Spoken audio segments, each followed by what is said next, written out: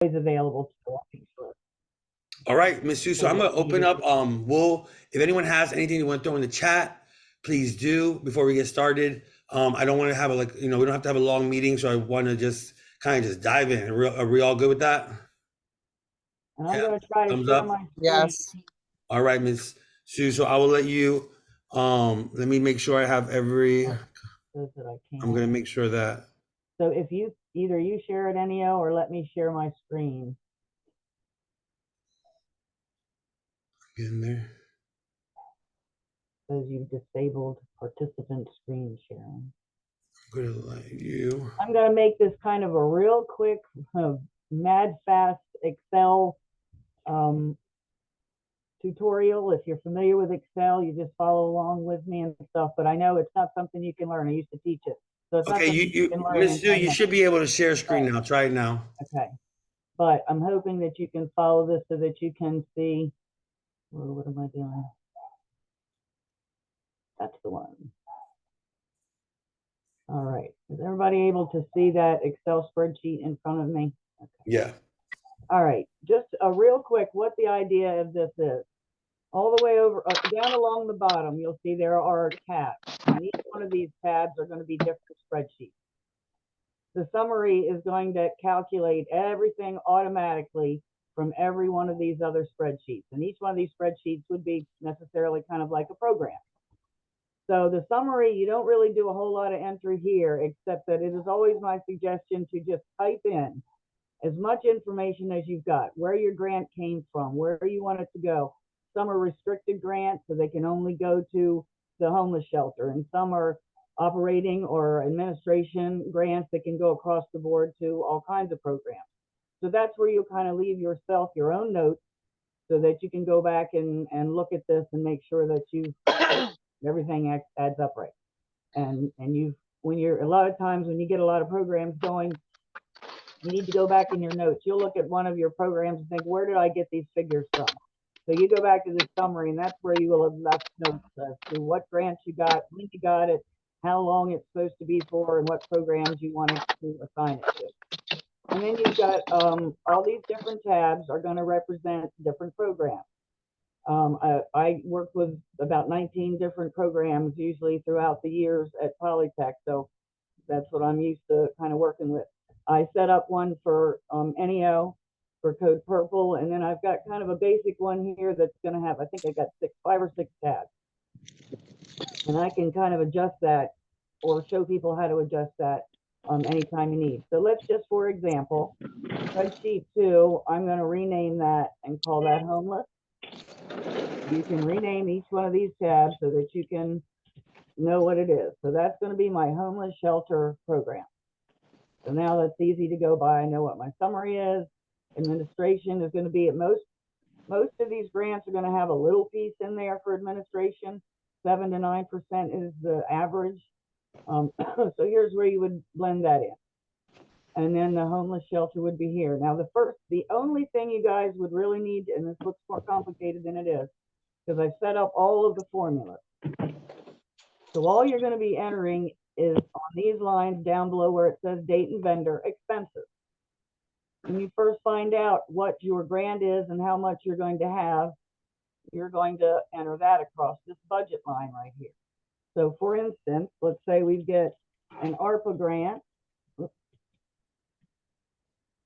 I can't spell, I can't say. Okay, an ARPA grant, and it's going to be for $100,000. I'm going to put that up there just because I want to remember where my money's coming from. I don't have my tabs set up the way they should, but anyway. So we know that ARPA is bringing in 100,000, and I'm going to make up the budget here. This line is where you're going to put where you think these expenses are going to go for this. Now I'm going to make it kind of simple. Contracted services up. Let me back up. This line here kind of summarizes everything for most reporting purposes. When you report things for federal grants, state, most of them, they're going to break it down into salaries, OECs or benefits, your other employee costs. Contracted services are basically anything that's not a supply or a salary. Any kind of contracts for, you got somebody that's going to drive a van for you and you're going to pay them $2,000 a year to do that. That's the place you would put that sort of thing. So any kind of services that you contract out. The supplies is basically exactly what you need, with fruit supplies, paper goods, anything like that. And then there's also, on this one, we've got blended in programming, in case you get funding specifically for programming. Now, all of these numbers are going to be filled in automatically from what happens down here. And then all of these numbers carry over to the summary. So all these programs will actually total together on your summary tab. So if you need to see the breakdown, you go to each one of these tabs to see what has actually been spent in that program. So just to make this simple, let's say we're not got any salaries. A lot of times you don't. We're going to go to contracted services because we're going to probably hire a couple people and it's going to be a contract. They're going to get a 1099 and we're going to pay them, let's say, $50,000. So we'll put that under the budget right here on that line.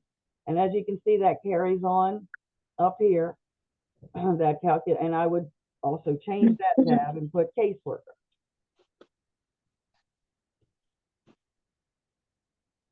I'm going to stop trying to spell. And you do the same thing here. We've got something else going on here, $100, let's say, or $1,000 for laundry. That's a service that somebody comes in and provides. So you can see they're calculating together up here. You've got a budget. Now this is going to end up showing you your budget. That should total 100,000 when we're done.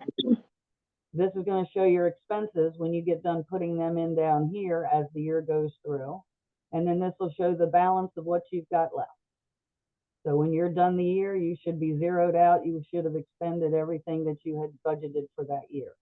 And if you go back to your summary now, you'll see that that has brought all these totals here. Oh, I'll show you what that $1 is. As this is as simple as your expenses go. Take that out.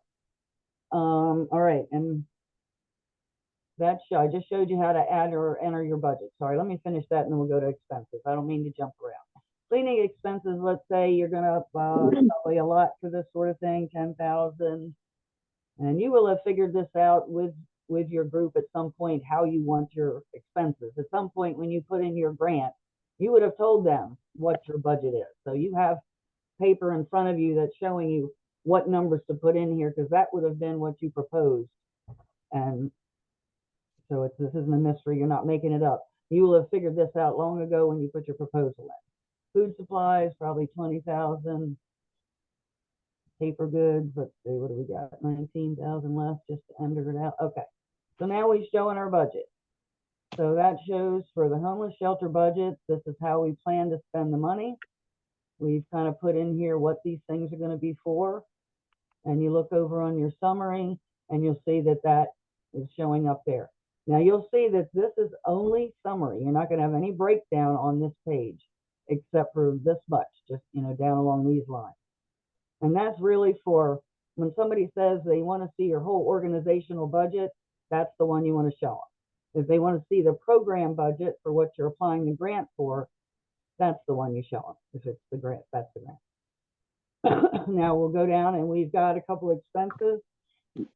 We went to the store and you got some groceries. You're going to put in your date. And you're going to put Sam's Club. You're going to go all the way over here and you're going to put $100. Now you can see now you're showing an expense there for $100. That gives you a balance now. Your food supply, you can always look and see how much you got left in your budget for food. It also shows it up here that you spent $100. That shows your kind of your main budget that you would probably use to report. And then if you look over then on the summary, you'll now see that you have expended $100 and where that $100 came from even. So it gives you a grand total, but on this page, you can't really tell where was that $100 spent. So you know you got to go to each one of your program budgets to break down and see where each one of those grand expenses came from. And that really is the summary. Now you'll see, I'm going to click on these and you'll see up here in the top where there are formulas. All that is pre-set up that makes all this stuff work down here. And then the summary, our big monster kind of, oh, no, that pulls from here. See these long formulas? That links all of these spreadsheets to this one summary. As you change the name of this, as you can see, that changed to homeless shelter. So each time you change these tabs, it follows along and carries through in the formula. So that's kind of basically it. And what I've set up is something that it can kind of be locked so that nobody messes with the formulas that you don't want to touch anyway. And you can start using it as is, and it's really easy to show you how to do little things like changing the names. On this, you just open up that little tab, go rename, and then you put in van. Maybe you have a whole grant just for the van project or something. So it's that simple. So anybody, did I lose people? Have you gone to sleep? I hate not having an audience. Are we good? Yeah, it's looking great. Can you show so if anyone messes up, we'll send it to everyone by email with a blank one. So you And see I'll at the try to bottom. lock the formula so that you will be able to change all these headings and all that kind of stuff, but you won't be able to accidentally go into there and hit a key by accident and, oh my God, I've lost the formula. Because once you do, I mean, if you erase one of these tabs or any of all that, everything goes to value. It shows error. And that's because in the formula now, there's something that doesn't even exist. So big things like that could kind of jam you up. If you don't want to use a spreadsheet, just don't use it. It doesn't affect anything in the formulas over here. But yeah, I think the best thing to do is I'm going to lock anything that has a formula to it. And if anybody feels comfortable enough that they want to mess with the formulas, just let us know. We'll unlock it. But I'm doing that just so that somebody doesn't accidentally, what they call that fat finger key the thing, and all of a sudden the formula disappears. So once I've got it all locked, I'll send it to Ennio. He can shoot it out to you guys and just go in there and play around with it. Once you're able to put stuff in and see what you can and can't do and things like that, then it's a lot easier. And then I'm open for any kind of questions. Come back to the next meeting you have to answer questions if you want. Yeah, and just remember, like you see, you have salaries. What was OECs again? OECs is benefits. That's other employee costs. So if you actually have somebody on your staff you're paying, and you obviously know you have to pay taxes and all the things that go along with that. So that's where that would be blended in. And again, all of these should be exactly what you have presented to in the budget of a proposal. Yeah. They're going to want to know what your contracted services are. They might call it many different things, but it's whatever is not a salary, and I mean salary that has taxes attached, or not a supply, or like a direct cost is something, if you own a building and your electric bill, things like that are a direct cost. You have just no control over them. They're going to happen no matter what you do. So that's usually the breakdown that a grant is going to need you to break down your request into. So that's where all these numbers should come from. Your original proposal, once that's been approved, that's how you have to spend your money. You can and so they're grouped into those things: salaries, OECs, right. Contract, and contract. So you can change those titles to fit. To make sense of that, I'm sorry. Because when you do your reporting, you'll only be telling them you did 51,000 in contracted services. They might ask you for a breakdown, at which time you can give them that, but they probably will just accept that. And you'll know that you might want to change this according to the program. But a contracted service is anything that you have contracted somebody to do. So it's not a supply, it's not a tangible item you put your hand on that you used up, and it's not a salary that has taxes attached to it. The only other thing it might be would be travel, which generally isn't a part of too many of these grants, but that would be something to consider that the grant people would want to know. And your direct costs, anything attached to the building that you own that you have no control over. That could be taxes, your utility costs for that building, things like that. If it's a facility cost, you're renting it, that's like a lease at the contracted service. So that's how these, and I've got these 3 tabs set up. So you have 3 choices for places to put stuff. And that all I wanted to say 3 choices for that one calculation at the top. So when you're submitting for grants, this is a summary, I just leave that open. Over here. So the other one, the janitorial column, cleaning supplies, food supplies, that all goes to the supplies tab. And it depends on the program, you know, like this one for the homeless shelter, these contracted services kind of made sense for this one. Different programs are going to probably require different titles, but they will all still fall within either a contracted service or a supply, or the odd things for these kind of nonprofit grants. We try to stay away from salaries and OECs. We try to 1099 everybody we can, and it's okay as long as you report it and give them a 1099. You know, you're good.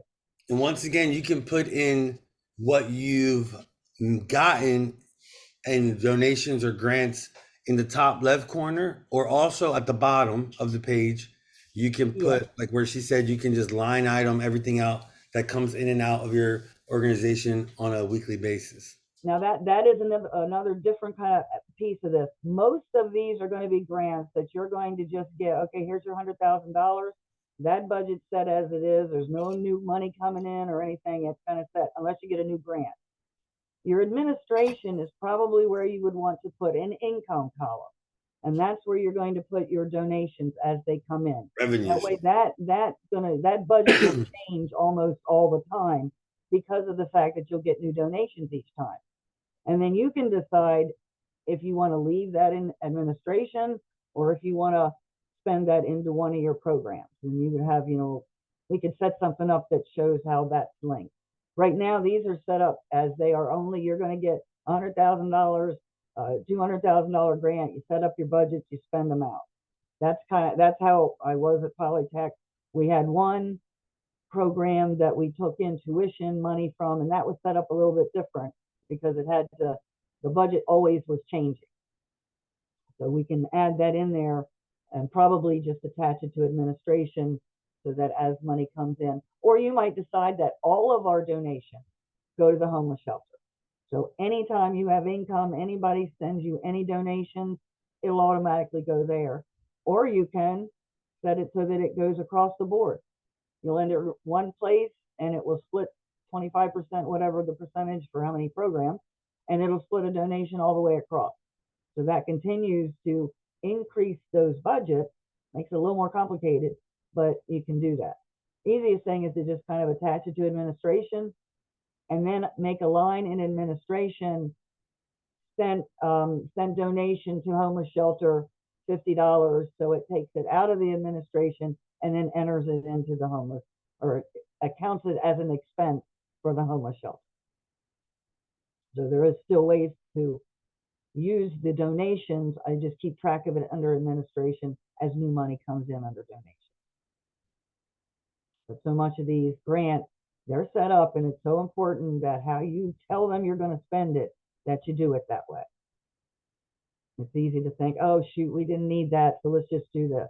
You can do that, but you got to be careful that it's within your program and that it's not something they're going to question.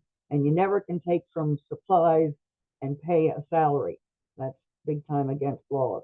You can usually always take a little salary money if you didn't hire enough people. You don't send the money back. You're allowed to spend that on supplies, but you can't do it the other way around. You can't tell them I need 20,000 in supplies, and then instead hire somebody with it.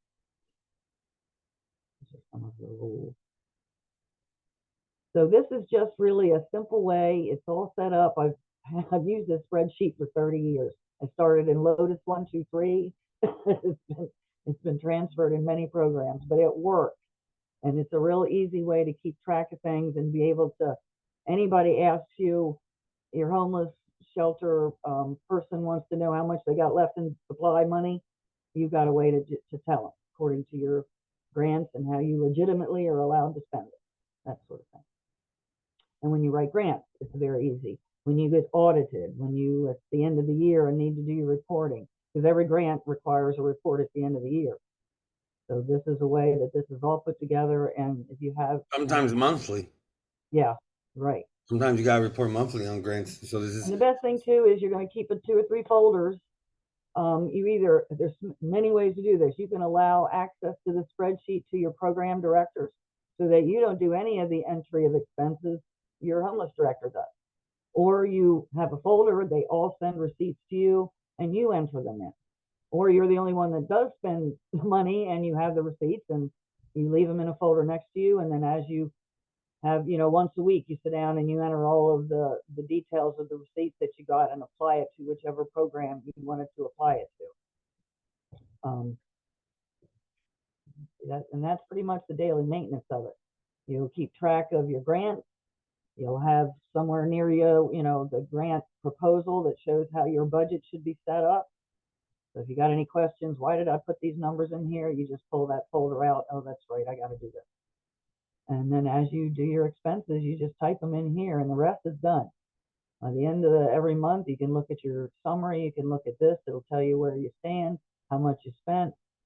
If you need to know how much you spent per month, you got to do a little bit extra calculating. You just calculate the September invoices down here or something like that. But it all depends on how you have to report. But it's all in one place. You got in the summary tab, you're going to put all your notes there about where your grants were, how much they were, or how much you got from them. And then over here, I even put the name of the grant and whether it was restricted or not, or the program, I mean. So you put homeless, it was restricted to the homeless, $100,000. Another, you might get a security grant that's unrestricted, and then you can type some details about where you sent, how you applied that money. Okay. All righty, that sounds good. Remember, you don't even have to, if you want to, duplicate the form to send to the grant people and you delete the bottom part and all you do is send that one top part. Sometimes that's all you'll need when you're submitting for grants. Sometimes the grant, the same as any other kind of, you highlight, you copy, copy and paste. You put it into a blank one, you send them that spreadsheet, and that's the only thing they're seeing is that piece that you highlighted and pasted in. Then they don't get all this stuff here. Yeah, maybe if you're doing grant and aid, they want to see every budget. But if you're only applying for a particular program, they only need to see the budget for that program. And a lot of times they'll ask for both. They'll ask sometimes they'll ask for both separate. Budget, and then they'll ask for the budget for the program you're proposing the grant for. Yeah. So yeah, it's nice to have it. And I would also encourage you to keep one of these for your anticipated budget. You might have one that's inactive for your current budget, but maybe you need to have one for your budget coming for next year. And so you always have one that you're planning. This makes preparing for next year 100% easy. You just save as, give this thing a new name, wipe out all the details, and you're ready to roll. Yeah. And it's and you've got all of your historical information right there. You can go back and look at last year's budget to get all that kind of information. How much did we get in donations? How much did it seems like something you always remember, but as your programs grow and you end up with 4 or 5 and 6, and then all of a sudden it starts blending together and remembering becomes a problem. Okay. All right. Does anyone have any questions? We got a chat there. Okay.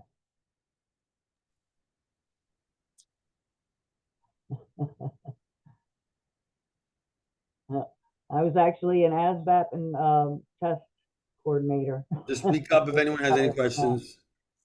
Yes, it is being recorded, right? Oh, please read it. Okay, so if there's any other questions, you guys probably need to chew on this a little while. It's one of them things that see it in front of you, it looks kind of scary, and it's really not. I'll have it locked so that you can't mess up any formulas, and then whoever feels comfortable, I can unlock them quickly.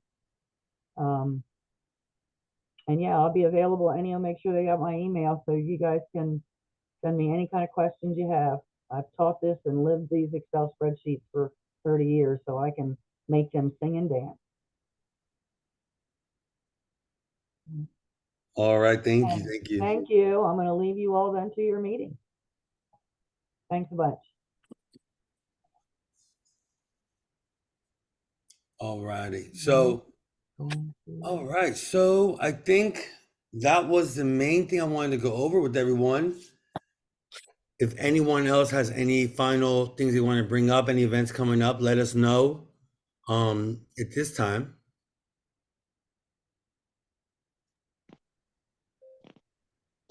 Because it was a pretty simple meeting today. I'm just going to say hello, everybody. Hello. Easter is a coming, so make sure you share all your Easter events. I'll put in the chat a poll to see when we are going to do the next Code Purple dinner. at the shelter or anywhere else. If anyone else has suggestions to do other dinners anywhere, even in other counties, not Kent County, but other cities in Kent County other than Dover, let me know. Also, I just want to I want to bring up the gun violence. I posted on Facebook because there's a big gun violence grant that Clarence, who's on the call, actually brought up to me. And in trying to apply for that for us, it was told to me that Dover doesn't have a gun problem. What? That's what they Oh, said. wow. In the How's gun, somebody not living here? Let me guess. well, because Wilmington had 82 gun things, which is probably low, and they said for us we only had 20 in Dover for What's the 2022. population? What's the percentage because of the population? Probably. what Yeah, but they were just saying just because we're lower, we don't have a Yeah. problem. So I said, I don't know what I'm gonna have to do because the only way that they'll let us get those grants over Wilmington would be that an actual criminal justice department does an article saying they have a problem. Even after, and I was showing them, like Delaware State News did an article. They did a whole live stream on Facebook about gun violence in Dover. I already emailed the police department asking them if they would do something, write something up, and then we could use that. But I just want to bring that up just so that in your circles, you can start doing surveys when you're doing events, especially in Dover or in Kent County, asking people, is gun violence a problem? When you do those questionnaires, let's start saving that. And then as an alliance, we can put all those numbers together. And even as an alliance, maybe we can do a press release and start putting some research out there. Okay? Nice. Sounds good. Because if we don't do something, they're not going to listen to us. And so I told her I was livid. I told the lady from the people who were doing the great things. I was like, I'm livid that you can. I used to live on Bradford Street. I would hear 8 gunshots every Thursday. That's what I told her. I was like, every Thursday I would have like gunshot Thursday. So I was like, I don't want to hear about it. But I was like, you know what? But I said, if I have to go out there and sit out there and count the gunshots for you and live record them on Facebook so that you can see them and then know that there's more than 20 gunshots, incidents in Dover a year, then that's what we'll have to do. That's what I told her. I said, I don't know what I'm going to do. I said, if I have to go out there and shoot a gun to the ground and then call the police and said, I just shot to the ground. I said, that's what I'm going to have to do. Because I was like, if we need to hit 82, I was like, we can hit 82. That means that's the only way we get funding, But it's the truth. That's literally what they were saying.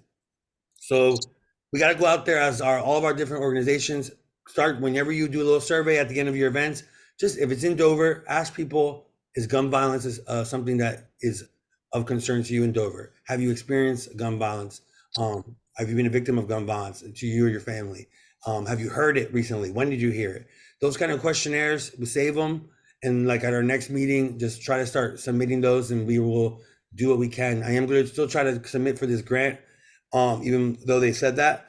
But, because right now you just have to submit the idea. And so, I want to be able to do gun violence prevention before our group. Do a lot of, you could get go out there and just have a lot of street outreach, have money for that, and hire actual victim advocate specialists. That would be some of the funding goes for that kind of work. So we could hire people to go to people's houses after they've experienced a gun situation, and they would call Kent County Alliance, and we would send out that victim specialist to go help that family out. And then if we can, people involved in gangs, if we can put them in other situations, if they would agree to go move to another county, we could help pay for that whole move, that witness protection. They don't have to be, rats or anything, but I'm saying like they just have to just choose to leave that area. And then we help them leave. So it is dangerous, some of the stuff that I'm saying, in essence, it could be, but that's why you partner with like gun violence intervention, GVI, the police, with caseworkers. It wouldn't just be us alone. But that's that's something that's, a today thing, that's happening today. Actually, we're submitting that today. So just pray for that and let's get that research out there so that they can't say that there's not a gun problem in Dover. It's crazy. Yeah. All righty. So that's about it. I'll let y'all have a rest of the night to yourselves. Thank you, Ennio. Appreciate Thank you, y'all. everybody. Beautiful night. Thank Okay. you. All You right. too. Thank you.